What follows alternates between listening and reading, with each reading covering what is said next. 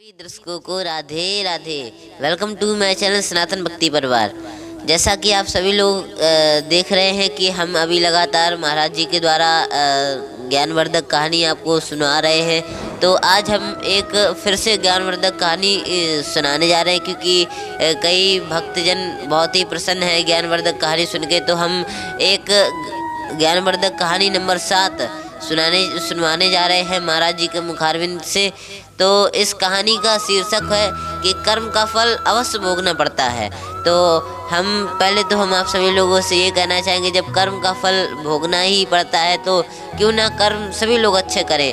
तो चलते हैं महाराज जी के मुखारविंद की और इस ज्ञानवर्धक कहानी को श्रवण करते हैं। राधे मेरी स्वामिनी मैं राधे को दास, जन्म जन्म मोहि दीजियो सुन निज चरणन को वास। ओम श्री राधा कृष्णाभ्याम नमः।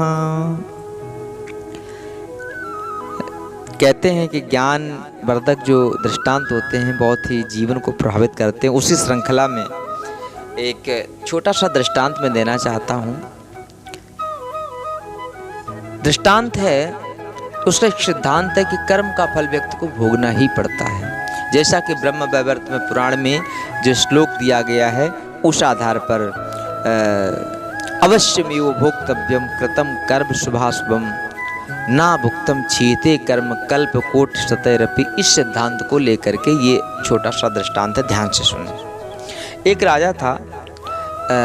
राजा ने अपने मंत्रियों को बुलाया, 3 मंत्रियों को बुलाया। तीनों को बड़े बड़े झोले दे दिए और कहा, जाओ जो हमारा बगीचा है ना, उस बगीचे में जाकर के बढ़िया बढ़िया फल तोड़ के लाओ। कल मेरा उपवास है, जो उपवास है तो उसमें उपवास में हम फल ग्रहण करेंगे। और हाँ, ध्यान रखो अलग अलग जाना, तीनों एक साथ नहीं जाना। कहा ठीक है।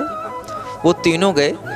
होता क्या है कि पहला जब जाता है तो उसने क्या किया, जो फल की जगह उसने क्या किया, बोले कौन इतने ऊंचे पौधों पे चढ़े, इससे अच्छा है कि कुछ फल तोड़ लो।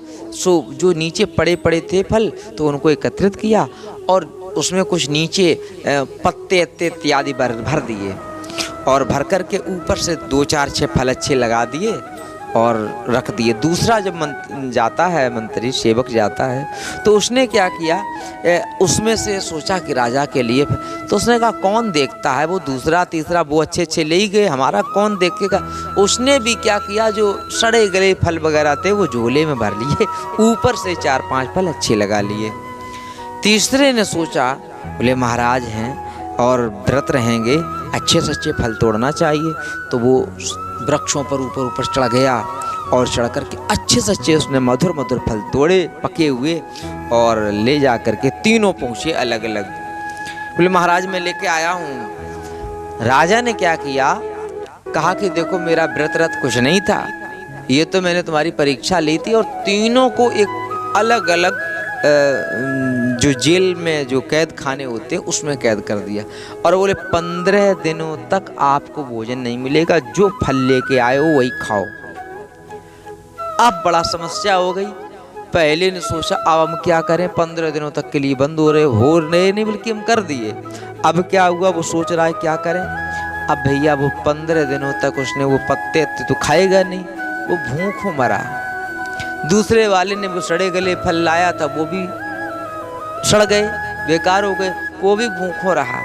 और जो अच्छे से अच्छे फल लेके आया वही फल उसने ग्रहण किए। अब मेरा दृष्टांत समाप्त होता है, इसका आशय समझो। आशय ये है कि राजा कोई और नहीं, राजा ही परमपिता परमात्मा है और मंत्री कोई और नहीं, हम आप लोग सभी लोग मंत्री हैं। झोला क्या है, ये जो जिंदगी रूपी है, जिंदगी जो है यही झोला है। फल क्या है, क्या बताया है परमपिता परमात्मा ने, बोले संसार रूपी बगीचे में जाओ और अच्छे अच्छे कर्म फल भरो। हो क्या रहा है, मैं आपसे कहना चाहूँगा, अब उन लोगों की तरह जिन्होंने वो पत्ते भरे थे, अब उसी आधार पर समझ लो बाद में क्या क्या नतीजा होगा, भुगतना पड़ेगा। इसलिए मैं कहना चाहूँगा ये जो परम पिता परमात्मा रूपी राजा ने हमें इस मृत्यु लोक पर जिंदगी रूपी जो झोला दिया है, इसमें अच्छे से कर्म सत्कर्म रूपी फलों को भरो, अन्यथा बाद में फिर पछताओगे जैसे वो मंत्री पछताए थे। समझ गए होंगे। कर्म का फल जरूर मिलेगा, जरूर मिलेगा, जरूर मिलेगा। फिर मिलेंगे नेक्स्ट वीडियो में। राधे राधे।